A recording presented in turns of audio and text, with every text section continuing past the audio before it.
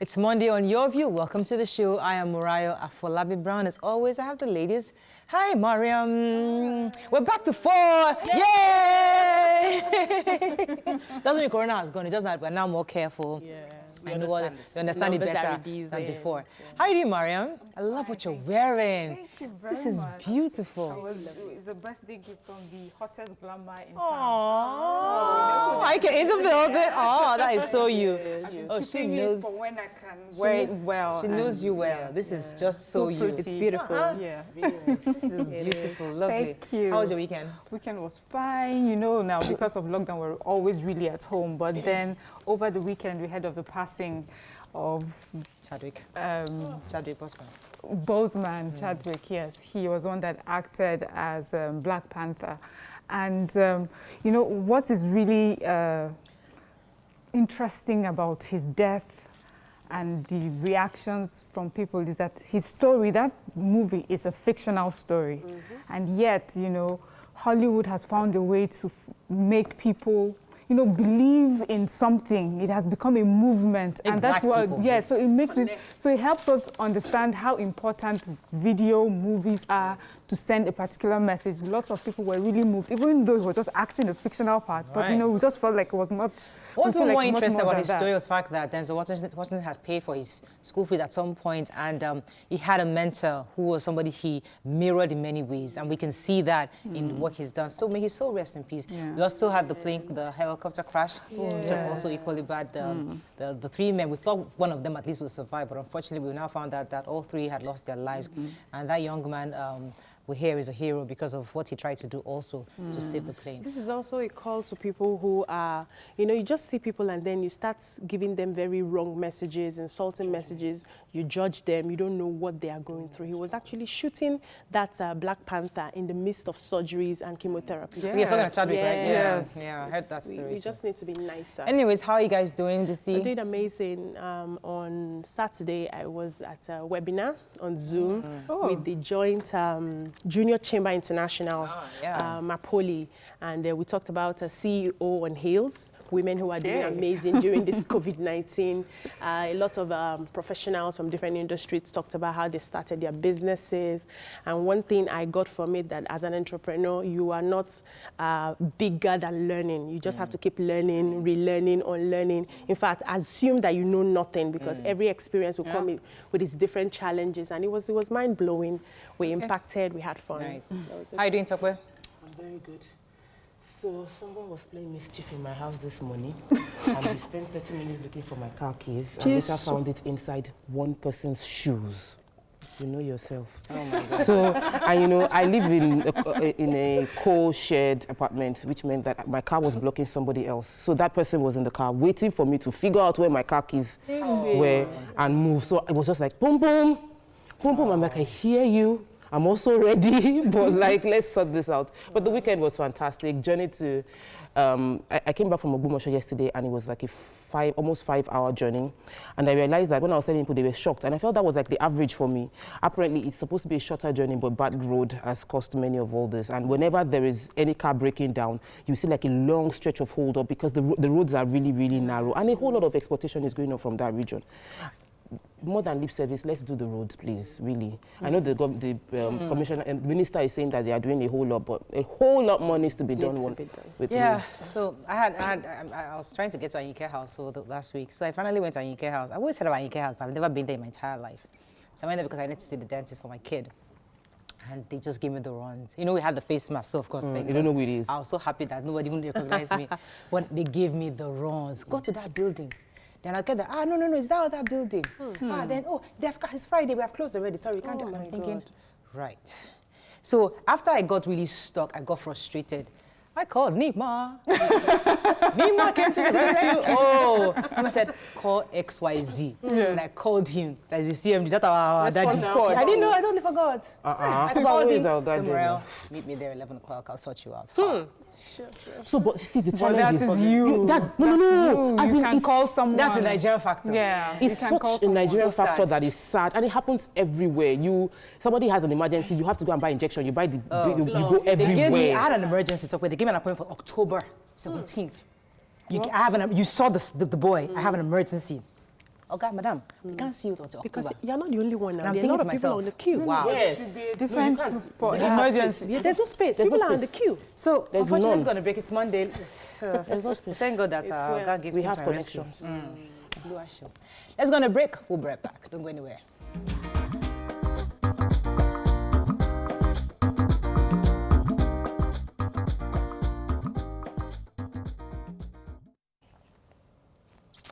Thanks for staying with us. So we're going to start with the nation. Stop looking at me like that. Okay, 774,000 jobs. More slots for governors and lawmakers. Naira recovers as Forex sale to borrow the shines near. Ghana faults Nigeria's closure of borders, Buhari's executive order. Health workers serve strike notice. Lawyers seeking NBA split right Malami. And there's a picture here of, says migrants being assisted by medical doctors to get off a rescue ship on the Mediterranean, and multi-choice hikes DSTV, GOTV rates. Okay, let's start with health. Which one? Go ahead. Yes. So the Joint Health Sector Union at the weekend issued a 15-day ultimatum to the federal government to accede to its request or risk another nationwide strike in the health sector. So they itemized some of their grievances, which is that there's a non-implementation of the September 2017 agreement that they had with the federal government. They are supposed to adjust some of the court judgments, which is in favor of the union. And they were also talking about the 5,000 Naira hazard allowance that was supposed to be paid to COVID-19. No, not the patient, the doctors that were on the front line. So they're saying that it was paid. Some of them were paid, but they did not review what they had talked about. They could not make the corrections. Let's take one more story. Nation. 774 jobs. Yes, the major headline. Yes.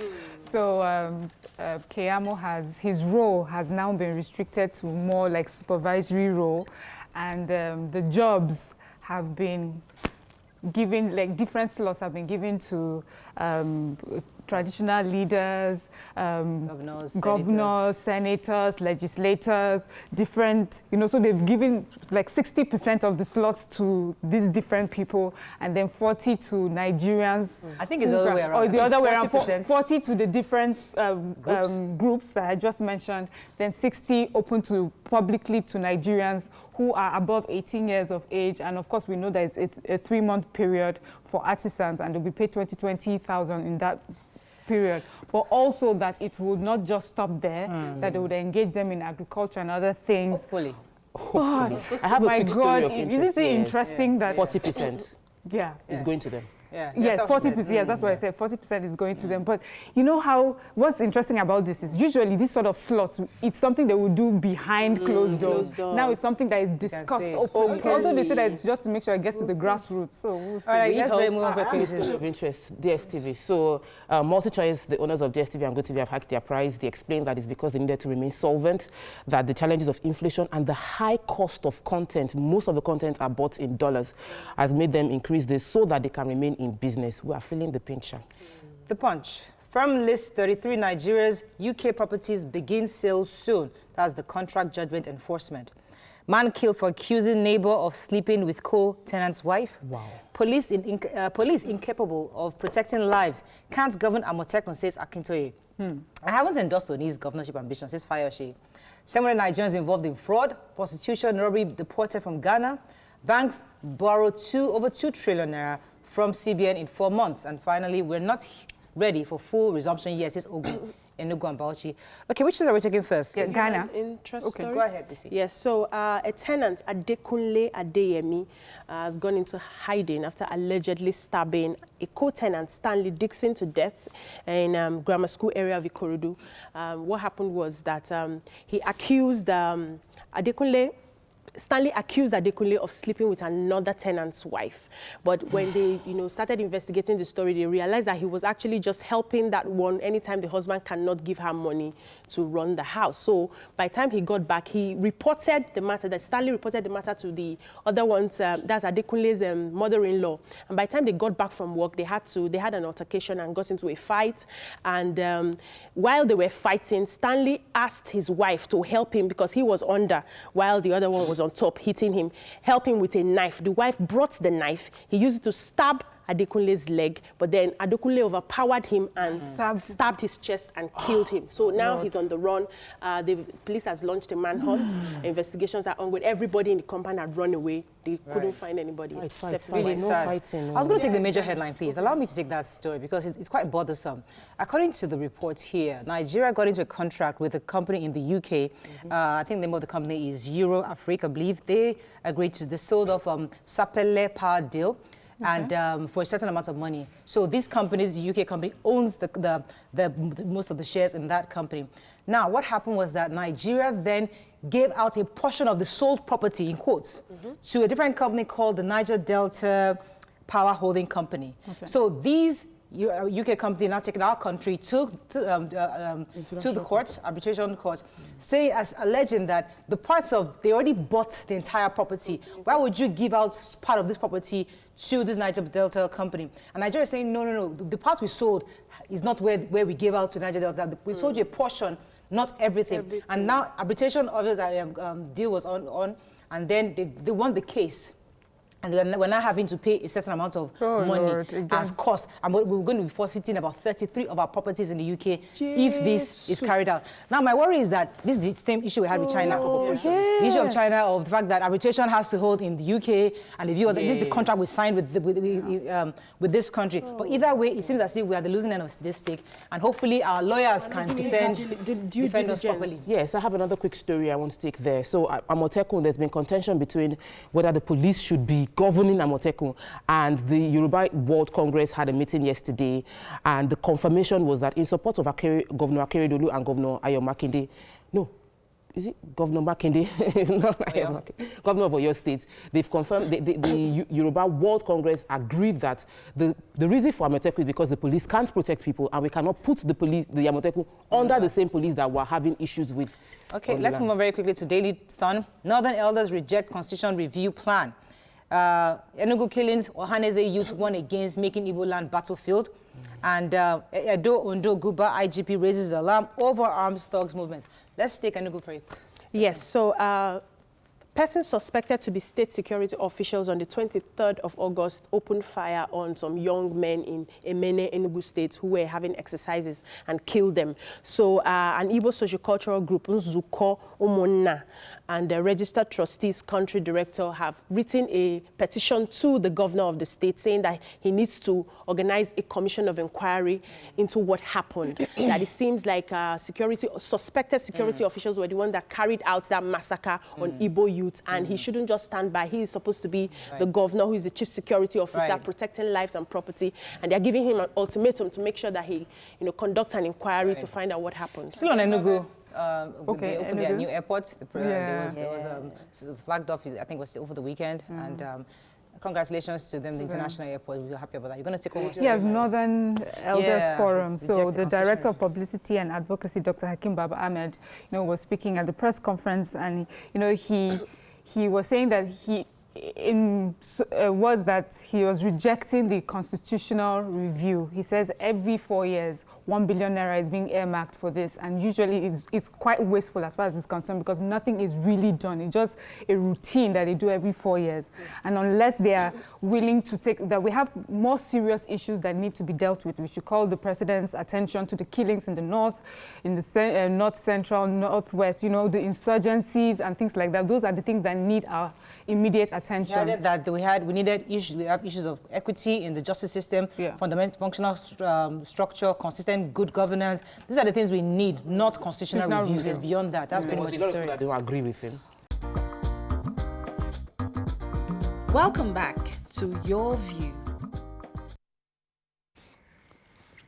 Thanks for staying with us. So last week, we had discussed the issue of the fact that the federal government warned parents from sending their children to Northern Cyprus schools. However, there have been mixed reactions from different quarters.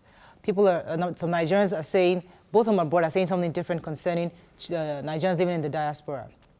Now, we have with us the president, actually, National Association of Nigerian Students, Turkish Republic Zone, Comrade Gideon Jude, and a human rights activist, Fidelis Soriwei, to help us have a better understanding of what exactly is going on over there. Good morning, gentlemen. Are you there? Mr. Jude, Comrade Jude, are you there? Good morning. Yes, I'm here. Good yes, morning. Good to have you. So I'll start with you today. Thank you. Because you reached out to us, because you are the president of the Nigerian Students Organization over there. Right. In your view, when you received the warning from the federal government concerning Nigerian students living in Northern Cyprus, what was your reaction exactly? Could you paint us a picture exactly what really happens over there? I was really disappointed, not only me, actually. And a lot of Nigerians living here were very disappointed that something like that has to come up, and especially that it's coming up from, a very high-profile government official. So we were very disappointed that we were told that there was an attempt to blacklist universities.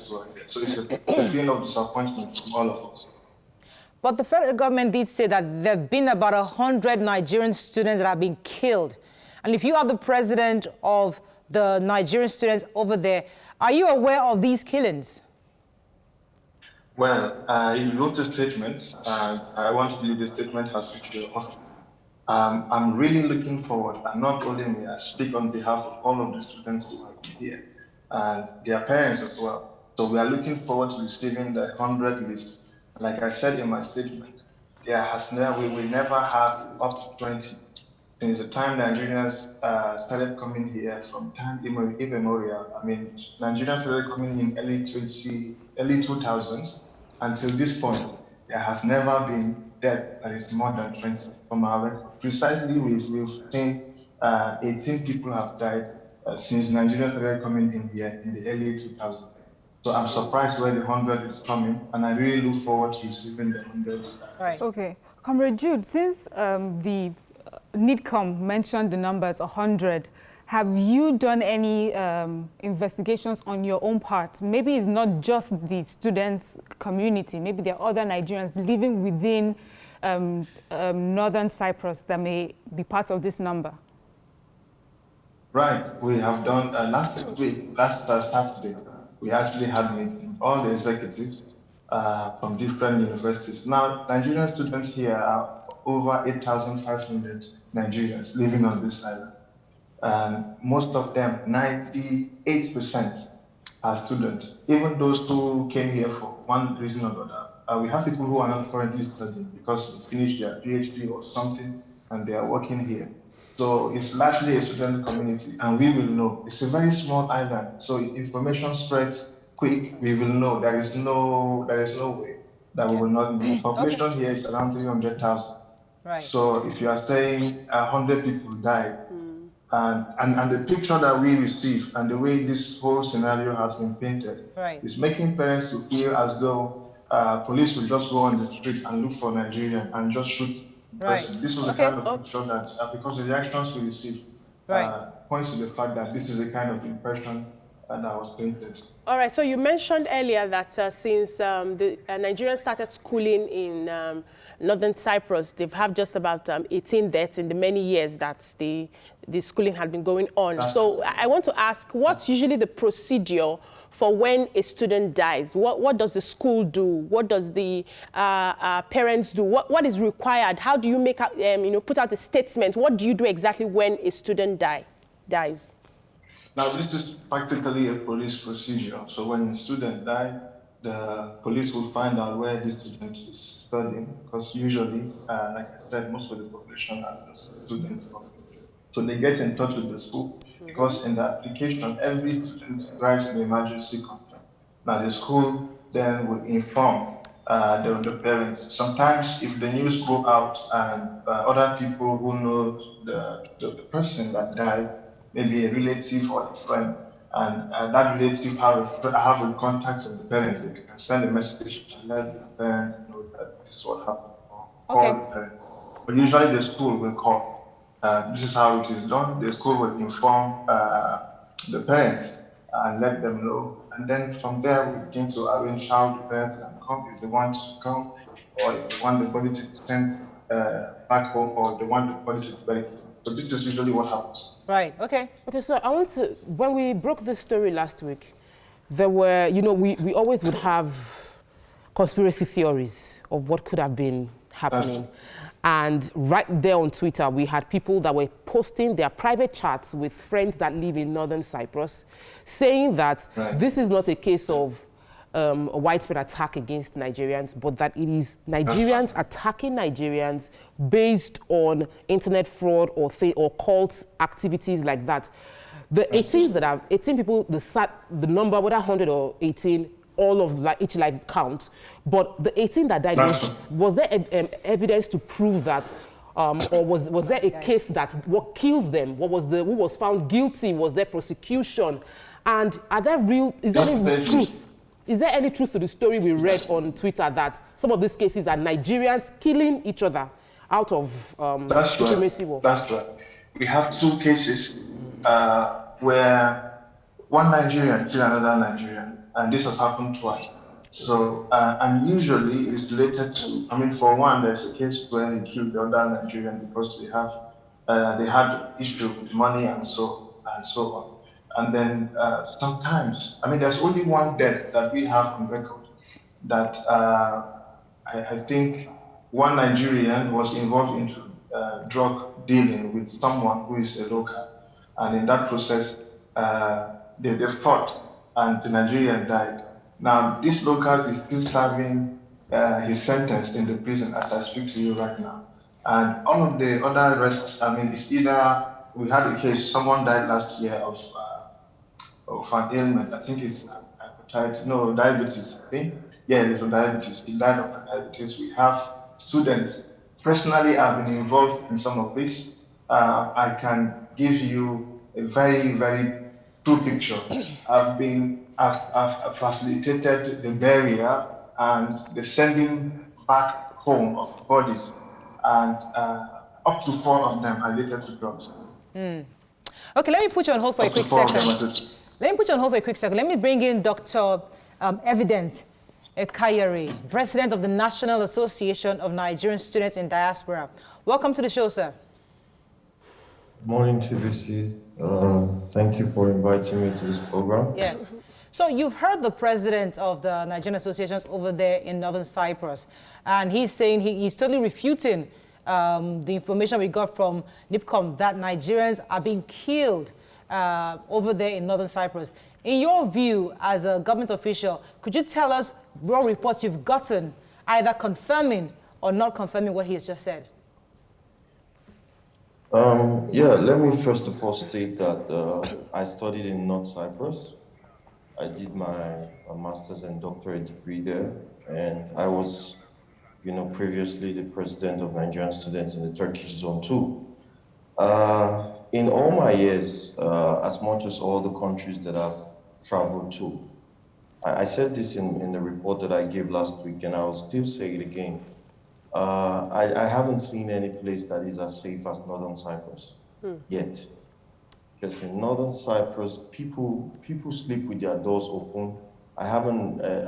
You don't hear gunshot. There are no robbery cases. There are no, violent cases in this. Because it's quite a small island, though. So just like Comrade Jude has said, there is no such thing of 100 people dying in North Cyprus. I mean, if you're saying that 100, I think there are just about 8,000 plus Nigerians living in North Cyprus, and 100 is a very significant number. How can 100 people die?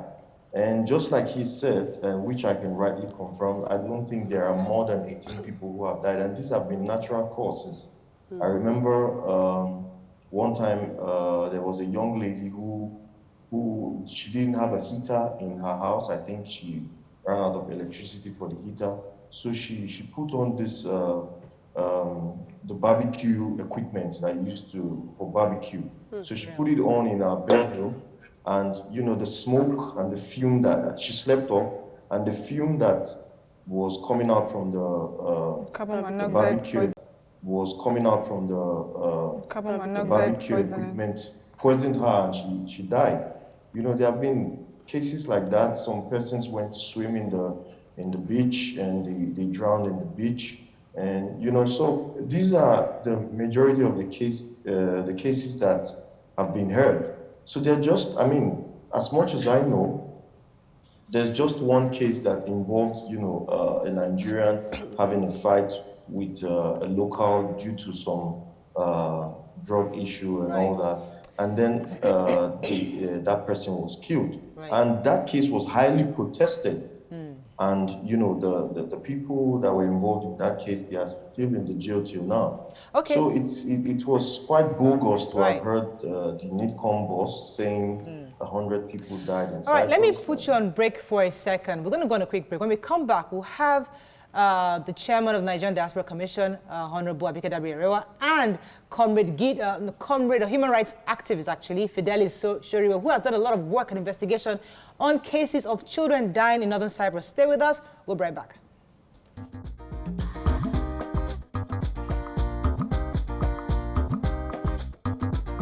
Welcome back to Your View.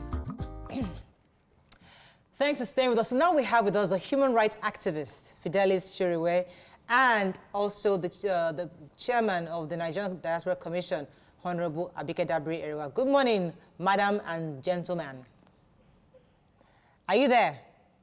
Yeah, good morning. Let me start with you, Honorable Abike Dabiri. You've probably heard our conversation with Comrade Jude concerning the fact that he's mostly unaware that 100 Nigerian students have been killed in Northern Cyprus, and that community is a rather safe place for all Nigerian students over there. Do you, obviously, tell us your own perspective on this, because we're having this issue understanding whose side should we be on? We'll just be on the side of Nigerians who don't deserve to be killed anywhere in the world. First and foremost, I hope you know that as a student union, first of all, let me take you back to slavery. Years ago, when there was slave trade, Africans sold Africans into slavery with the support of our African forefathers. So, you know, the fact that, you know, this is happening, as a student union, whatever in Turkish, you have some privileges. So you have to defend all those things. But here's the thing. Number one, this is a country that is not recognized by anybody, any country in the world except Turkey. Now, I'll take you back to a book. Chikozie Obioma, titled The Ghost of My Student Years in Northern Cyprus. He wrote that book in 2009, and it started with this.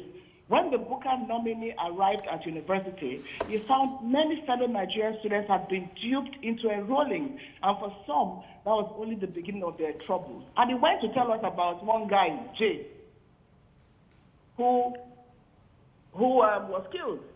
Now, many cases go unreported.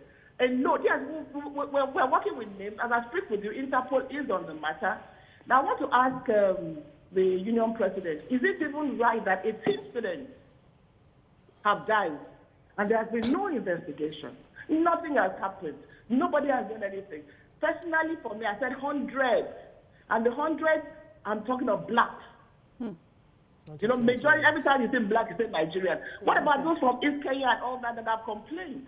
Now, we are working with the Turkish embassy here. We're working with Interpol. And you see, the problem is that a lot of times you can't even report anything. Like Obioma said in this book, you have to keep your mouth shut. You have to keep your mouth shut. And then all the figures we have received, how come they died the same way? Yes, 1 or 2 cases of drugs, which I don't even have documented here. I'm not even talking about that one. Everybody, you committed suicide. You jumped from the ceiling. You jumped from somewhere. If they don't know, that is because they don't want them to know. Not every case is reported. What about those who try to jump the fence to cross over? By the time you realize that you are in Northern Cyprus is not Europe. Now they come to Nigeria. I have gone to Sheraton Hotel and Rockview to drive them away. So what do they now do? They use Nigerians, like student union president, to now enroll more students. Number one, what are you going to do in the country that is not recognized by anybody except Turkey? Now, the problem with figures is they can't report. Who do you report to? Even if you see anybody dead, you better keep quiet. Yes, it's a peaceful country. I guess so. But how come students? It's not going to... Okay, take the case of this Khalil. Hello, I need to confirm something for what you're saying. Are you suggesting that many of these Nigerian students are recruiting others from Nigeria and they are somewhat on the payroll of these Turkish governments? Is that what you're suggesting? And so the agents come here and they use Nigerians. Because I told you, we went to Sheraton and Rockview. Once they came here, when we had cases that year, one year was at 2013 or so, where we had cases of death in Northern Cyprus. And then we now found them here in Nigeria and said, leave this country. We're already telling that people are being killed and you are still coming. So they left.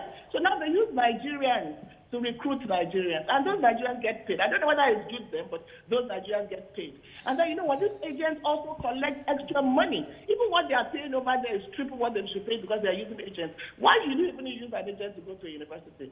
So the figures are even more, as far as I'm concerned, when you look at Africans generally. And the thing is, you know why it would happen there? They're going to tell you, number one, don't worry about visa. You don't need a visa to go to Northern Cyprus because nobody recognizes the country apart from Turkey. So all you need is a transit visa. That is the first thing that attracts them. You don't need jams. You don't need to pass anything. So that attraction is that then you pay 1,300 euros, which some would believe is low compared to others. So this is what I'm saying. I still say hundreds.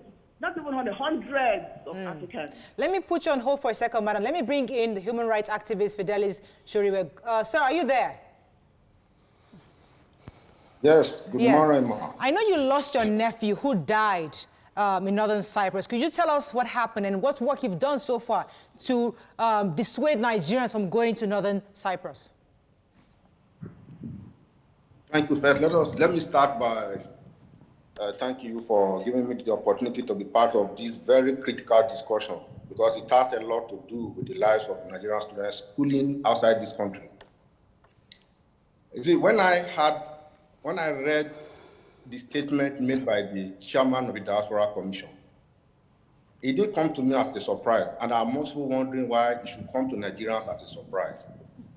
When an old woman stops suddenly in the middle of the dancing arena and points to a particular spot, know that something terrible must have happened to her. She is recalling devastation. So to the Soriwei family, this call is not new. What seems to make it new is that Mrs. Abike Dabiri has a bigger voice. And when she speaks, Nigerians listening to her, they take her seriously because she has antecedents. She has a ruling passion to save lives. She does her job with compassion, and she's compassionate. And I am not here to do a public relations job for her. I have a background in journalism, so I will go for objectivity. Okay. In 2013, before 2013, my family and I had never had any interest in the obscurity called Northern Cyprus. It never commanded any attraction until my nephew, a 20-year-old boy, Gabriel Soriwei, went to that country in charge of Western education. He was a student of electrical electronics engineering. And the boy was said to have been knocked down by a Turkish woman. And the woman who killed him, till today, the Turkish authority, the people in North Cyprus did not tell this family, did not reveal the identity of this woman to the Soriwei family, to the grieving Soriwei family. Several years after this death, in that island, that so-called paradise that these paid agents are painting, in any country that is not a banana republic, where there is a system of laws in operation, in our country, Nigeria, let us use Nigeria as an example. When you kill somebody, or when there is manslaughter, when there is culpable homicide, what do? There is an accused. There is a suspect, and the suspect must be known to the society. Right. In Northern Cyprus, there is no system of laws in operation. It is a banana republic where people get killed, and the killers are shielded. Let me learn. These people that are talking to you as student union officers, look at their faces. You have an idea of who should be a student. These are bourgeoisies. These are people who are agents of these institutions who are paid to do a job. They are on a mission to lure Nigerians into their untimely death in the name of schooling in North Cyprus. These are people who come to show paradise to Nigeria, the greatest weapon at their disposal is to deceive ignorant Nigerian parents who will release their children to go in pursuit of education. Is this an opinion that you have? Anywhere. These are heavy allegations. Yes. Let me go on a quick break, sir. When we come back, we'll come and ask you some more questions because you're making some very serious allegations. Let's go on a quick break. We'll be right back.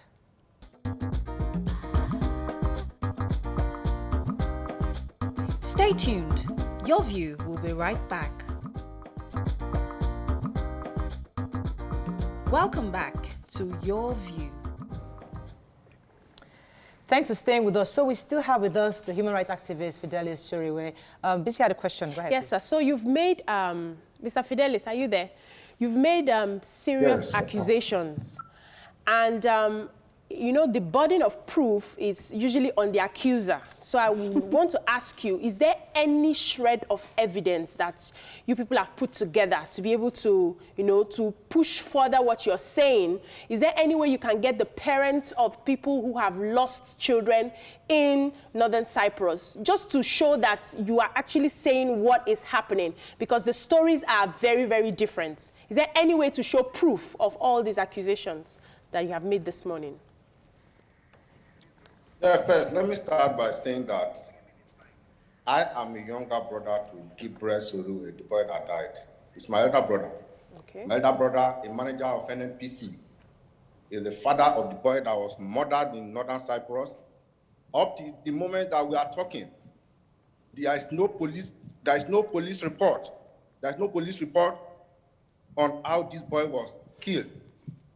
Up to this moment, not even the Ministry of Foreign Affairs has been able to compel the so-called Northern Cyprus authorities to tell us or give us a report on the death of this boy. The boy we sent out to go get university education had to come back to us as a cargo. When the death of a young man, a promising young man, hits a family, nobody will wait for a public official to raise the alarm before you cry out. Now, let me call the attention of this program to what happened. In 2013, when this boy died, we went around all the media houses. I granted an interview to Channel Television that are popular 10 p.m. news, and they interviewed me. And they said, why did you send your son, your nephew to Northern Cyprus when you know that the country is under Turkish occupation? When you know that Northern Cyprus is not a country recognized by the European Union? When you know that there is no diplomatic relationship between Northern Cyprus and Nigeria? Why did you send your son when you know that the son was being sent into a country where his own rights, he will live with suspended freedom? And I told them, I admitted the ignorance that made the Soriwei family send that boy to his death in Northern Cyprus. Mr. Fidelis, please, just so that we're a little more specific, because I know Nigerians are now even more curious to understand your anger, because obviously you're speaking from a place of hurt. What specifically happened with your nephew? Now, what happened was that the boy, as I said, was a student of electrical engineering. He went out of the campus. According to what the Cypriot authorities told us, he went out to buy something, and then somebody knocked him down. The boy fell into a coma and later died. Oh, I think we lost connection with that. But we still have the Honorable Abike Dabiri on the phone. Oh, okay, Honorable Abike Dabiri, when we discussed this topic last week, I put the responsibility of any Nigerian life lost on the Ministry of Foreign Affairs. Oh. And I feel that they're responsible for mediating any issues that have to do with Nigerians abroad. Oh. However, your ministry your commission has come into play. What exactly should have happened? What could the ministry have done? If somebody is found dead, what are the legal proceedings to bring the body back? Is it a case of don't go there, or a case what can be done? What's the procedure? Well, we are talking of a country that is not recognized. We don't have diplomatic relations with Northern Cyprus. That's why it's been a bit difficult. How about Turkey? Only Turkey. No, so like I speak to you, I've gone to the Turkish ambassador in Nigeria. I've written him a formal letter, and he said he will look into it. Now even Jude, I said 18. Can you imagine that even if you say 18, they've died in the last few years, no investigation, no report. Justice Khalid saw no report. Now, what we have done first is our mission in Ankara, Turkey, on the matter. But the problem is this: Turkey cannot. How much can Turkey to the Northern Cyprus? What sanctions can they give?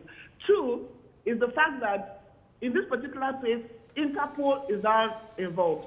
The Attorney General of the Federation has involved Interpol. So, like I told Mrs. Justice Khalil, I don't know her. She came as a grieving mother, and even her story. You will cry when you hear her story and what they did to her son. So Interpol is involved, and we expect that maybe from this, two things should happen. One, whether it's an island, according to Jude them, who as union president, you have some entitlements, Nigerians are dying there. One, I reiterate, I'm advising, please avoid Northern Cyprus. We can't go to the UN now and report. We can't go to EU and report. They are not part of any country. That is one. Two, we are demanding investigations into all those. It will be difficult for all those who have died, but at least for Khalil, Ibrahim Khalil, who called his mother and said, Mama, this is not the place I should be. Mama, I want to come back home. Mama, this place is deadly. Mama, if you die here, nobody will ever even know where you are. You are dead and gone. Nobody will see you. If Justice Bello was not a justice, you will not know about Khalil's death. It's gone. There are men like that that are gone.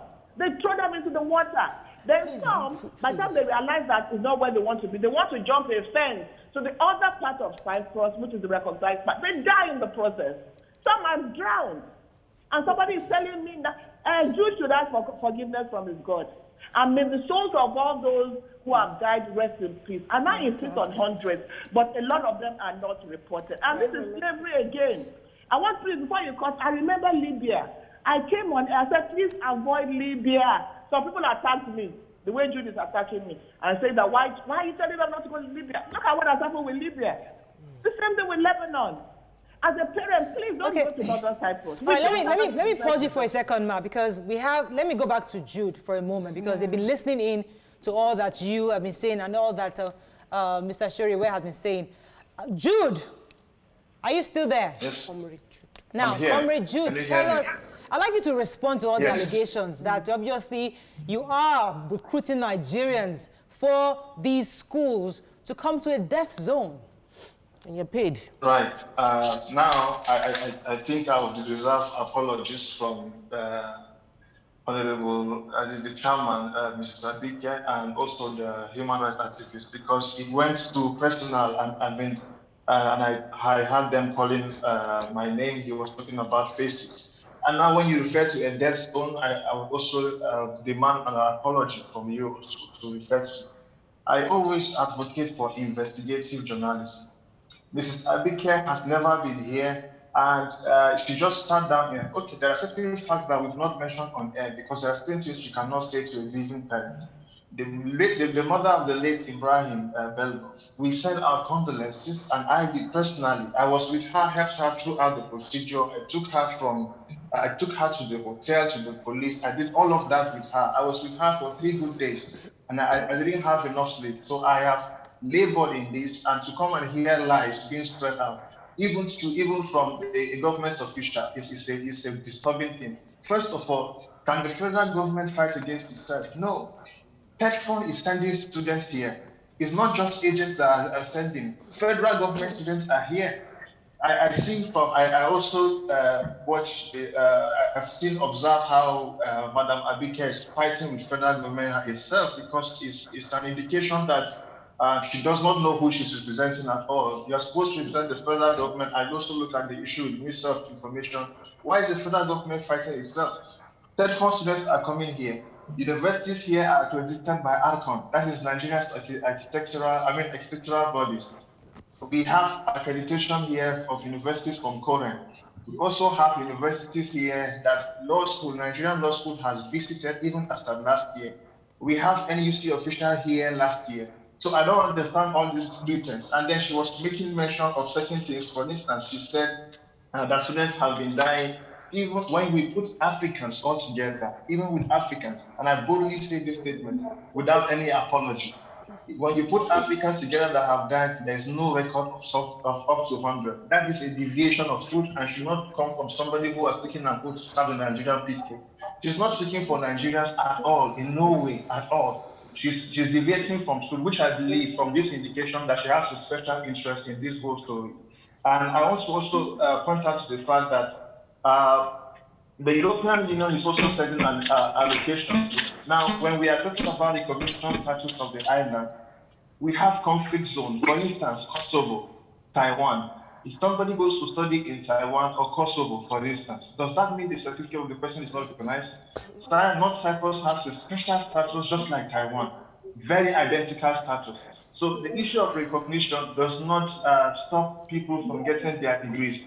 Universities here are even accredited by some international accrediting bodies. For example, engineering programs have ABET accreditation, which some of our universities in Nigeria don't even have. Okay. So I am very surprised, and I see that emotions are just being played. My condolence to the human rights activist for over the loss of his brother, but we are not talking about facts. We are preaching emotions on this platform at this moment. Let me go on a quick break. When we come back, we'll continue this conversation with you and also invite a lawyer, Israel Yakusak. Stay with us. We'll be right back.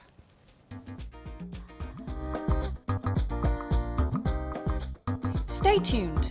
Your View will be right back. Welcome back to Your View. Thanks for staying with us. So unfortunately, we were supposed to have the Registrar General of the Corporate Affairs Commission, Garba Abubakar, to discuss CAMA 2020. Unfortunately, we had to postpone that conversation because this issue of Northern Cyprus is quite important, and we have to continue to the end of the show. Yes, Bish, you had a question for our guest. Yes, so the question is directed to Jude. A friend just sent me a message while you were talking and said that she was there in 2013 when the case of Soriwei. Yes, was what happened, and he was actually hit.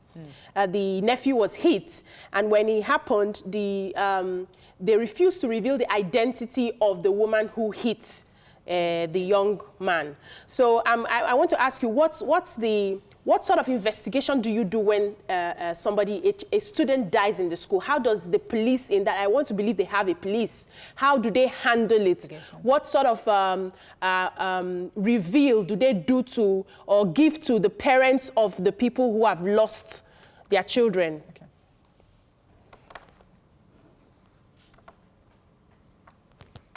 I think you're muted. You're still muted. We can't hear you. Can't hear him. You need to unmute.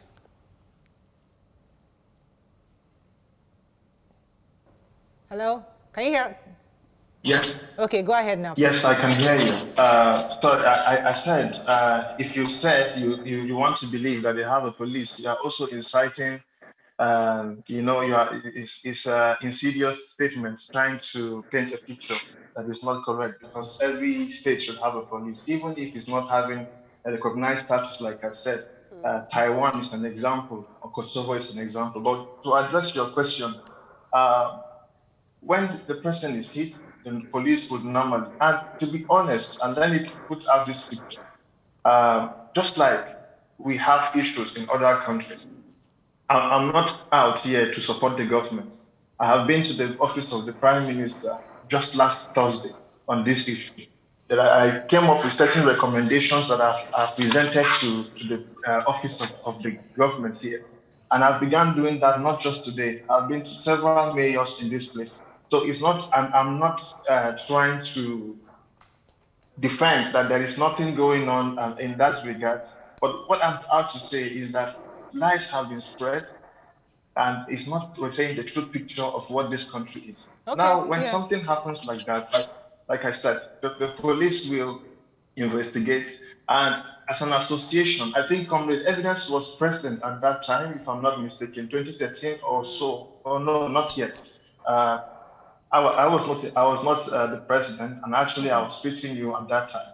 But what would happen if such a case would happen here is the police would take the statement, and it's possible that that person was hit by a local.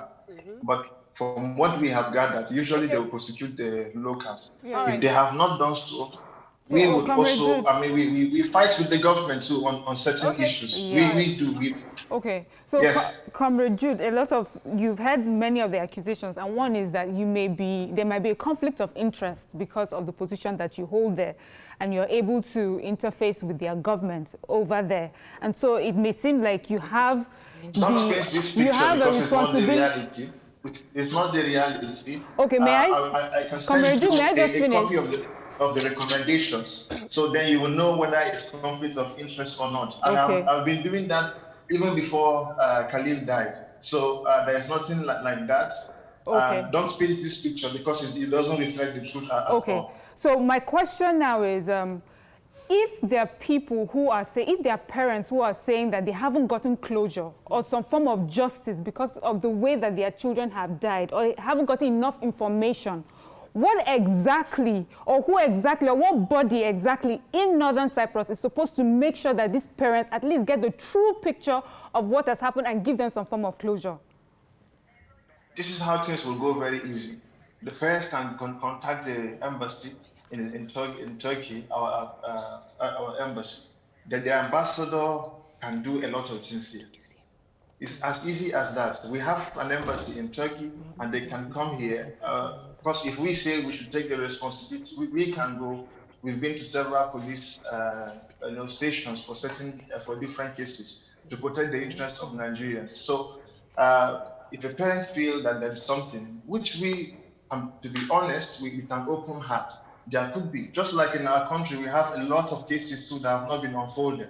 So it's a global issue. It's not something particular to Cyprus. And the reason why we are out is because there are lies that have been said, and things have been done. The mother of the late, I don't want to talk about the mother because she's still a grieving, and all persons who have lost. Now, the mother has not mentioned that she has been to Cyprus 3 times. She mentioned the reasons why she has come to Cyprus in previous times before the death of the son. It's not the first time Khalil has fallen. Secondly, more than 4 people, even as of yesterday, somebody was telling me that this guy used to be on drugs. I'm not inciting at the same time that he died because of drugs. But, and I don't want to say this kind of things, to be honest. Let me pause you for a second. When all of these stories, lies and falsehood, point taken. Shamefully coming from the Honorable Minister, Chairman of NIDCOM, then it's point taken. Let me bring in a lawyer who has actually probably represented someone on this, or what he can even explain to us how he can represent any Nigerian who falls victim to this in Northern Cyprus. Let's welcome Ezra Yakusak. Good morning, sir. Are you there? Mister, you're still muted. We can't hear you at all. Please unmute. Yes, sir. Can you hear me now? Yes, we can. Okay, good morning. Morning. You'd like to add a few things to this? My name is... Yes, go ahead, please. Yes, my name is Dr. Ezra Yakusak. Okay. And I really want to comment on these deaths of Nigerians in Cyprus.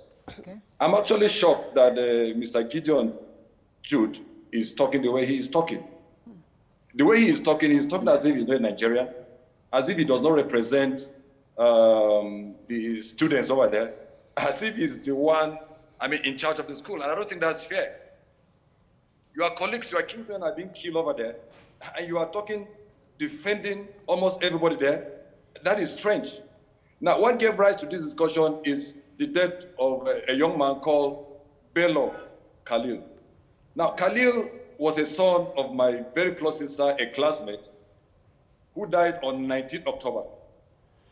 We were told initially that the death was as a result of the fact that he fell down from a 7-story building. And so we took it in good faith. But by the time the mother, that's Justice Bello, saw the corpse of her son, and by the time we received her at Abuja airport down to the National Hospital, and the corpse was seen here, we were shocked that the entire body was intact. Now, somebody falling down from a 7-story building and everything, there is no scratch. Even Jude, that is sitting down here, was shocked that the body was intact.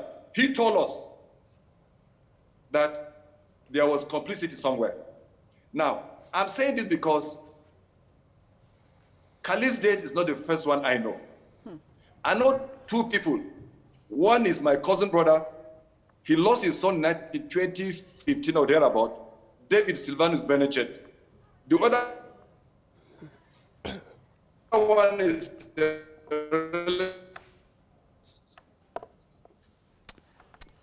We're having network issues. We can't hear you, sir. In the same side. Can you hear me now? Yes, we can. Now, at the end of the day, they end up tagging these kids that they were drug dealers, they were this and this. Now, let's assume, without considering that they were drug dealers, do you kill them extrajudicially?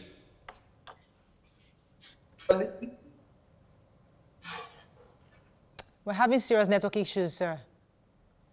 We can't hear you anymore. Okay. I think as Nigeria, can you try that with? I'm very sure I have reason to believe that if I know 3 people that have been killed, we're over 200 million Nigerians, for God's sake. If I know 2 or 3 people that have been killed, I'm very sure the NIDCOM chairman, Abike Dabiri, I'm sure the 100 people she's talking about is underestimated from the news I've heard from that country. So it is something that we need the list. Lost. Thank you very much. Okay, sir. The back and forth is a whole lot, and really, at the end of the day, it would be nice to have clear facts that we're presenting, because every individual that we've spoken to are giving a perspective, and information, and emotion, their perspective. We want facts. And that's where, of course, we'll bring in Honorable Abike Dabiri again to give us, to say, okay, when will we have the facts concerning this story? We also hear of organ harvesting. And that's a bit worrisome. So is it that I have 4 gentlemen watching with me right now that have one information concerning what's going on that have a perspective of what's going on there. Have you heard of organ harvesting? Is there any truth to it? Yeah, thank you very much. I will only say that based on the little that we got, particularly in the case of Ibrahim Khalil, now you said it fell from a story building. The story building is uncompleted. The place is locked up, fenced. How did he get there? Now, when they brought his body, there was just now somebody fell from a story building. His body was intact. Even this Jude, indeed, he was with her. The body was intact. The hair was intact. He had full hair. It was intact. Well, the only thing they saw was a part of the head had like a little hole where blood gushed out. Maybe gunshot, we don't know. But here's the thing. His body had been opened and then stitched back. Whoa. So it is possible that when that body was opened, who knows whether the organs were removed. And you say, I want to say something very seriously here. We need to, get more serious about protecting ourselves and our people. We have to stop all this rubbish of defending other countries against our own. Even if 18 people died, according to your record, is there a reason because of pecuniary benefits to deny other people? And I think Jude should apologize to every parent whose child has died in Northern Cyprus.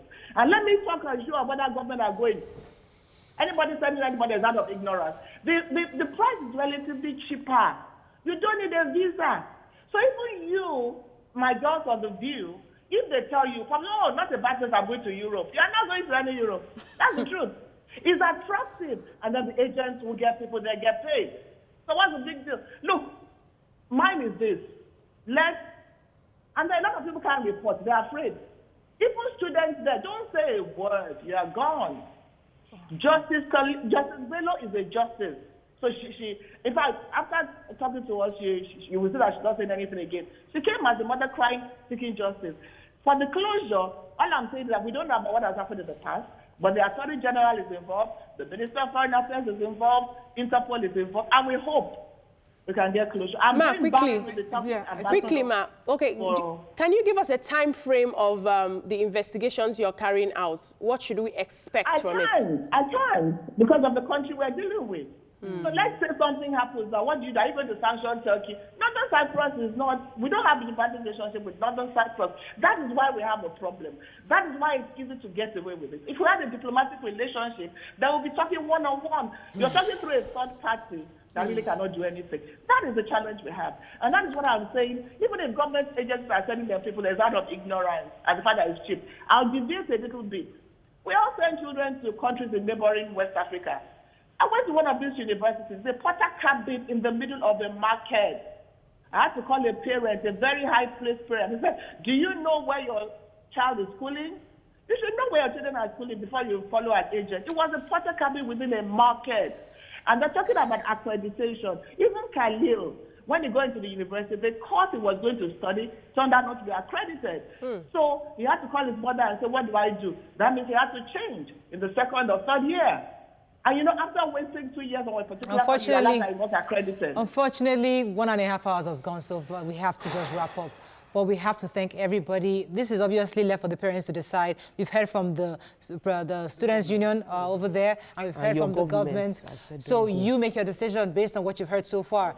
But either way, every life of a Nigerian is quite important. We should not throw anything under the carpet. That's all we can take. As I said earlier, we're supposed to have the Registrar General of the Corporate Affairs Commission, Garba Abubakar, to discuss CAMA 2020. But we apologize for postponing the segment. We had to take this issue till the end. But hopefully we'll have him very soon. That's all we can take today. We'll see you tomorrow. Bye for now.